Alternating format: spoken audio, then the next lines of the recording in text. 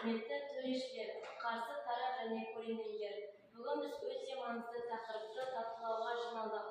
Балалардың әлеуметтік желілерге тіркелу үшін ата-анасының келісімі талап етілуіне тиіс пе? Біздің ұстанымымыз, талап етілуі тиіс. Себебі бұл ең алдымен балалардың қауіпсіздігі, ақпараттық гигиенасы және ата-ананың жауапкершілігіне тығыз байланысты. Әлеуметтік желілер бұл тек қана достармен сөйлесу алаңы емес, ол қауіпті бақылаусыз ақпарат пен кибербуллингтің ошағы болуы мүмкін. Баланың жас ерекшелігіне сай емес контенттен қорғануы үшін ата-ана рұқсаты тиімді құрал. Құрметті төрешілер мен тыңдаушылар, бүгінгі пікір сайысының тақырыбы балалар әлеуметтік желіге тіркелу үшін ата-анасының келісімі қажет пе жоқ па өте өзекті.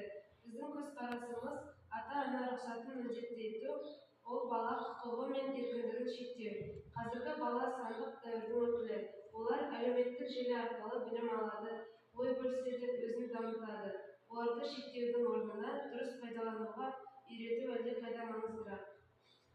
Бала құқығы мен дербестік. Бала да жеке тұлға ретінде өзін еркін білдіруге құқығына ие. Ата-ананың келісімі бұл еркіндікті шектеуі мүмкін. Сенімді қарым-қатынас маңызды. Тыйым салу немесе қатаң бақылау орнына балалармен сенімді байланыс орнатып, желіні қауіпсіз пайдалануын үйрету тиімдірек. Техникалық айналып өту оңай. Балалар жасын жағын көрсету арқылы кез келген әлеуметтік желіге тіркеле алады. Ата-ана рұқсаты мәселені түбегейлі шешпейді. Сандық сауаттылықты дамыту. Әлеуметтік желілер қазіргі заманда қарым-қатынас пен білімнің құралы.